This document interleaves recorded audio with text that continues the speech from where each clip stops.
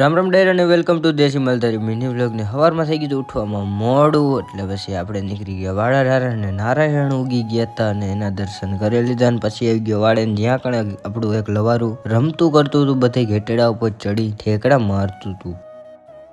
વાડાનું કામ આપણે બધું સેમ જ હોય એટલે એ બધું વાડાનું કામ આપણે પૂરું કરી દીધું અને પછી મેં આપી દીધું માપાને વાઘને આપણે પછી નાખવાનો એળવાર અને ભૂકો એટલે વારી નાખી દીધો મેં ભૂકો. પછી કઈ ટીકાવા સાકીને લઈને નીકળી ગયા અને આવી ગયો બેરોજગાર મારા ભાઈ એટલે કે સૂર્યભાઈ આગળ જે રીલ જોવાનો ધંધો કરી રહ્યો હતો અને પછી અમે બે ભાઈ નીકળી ગયા.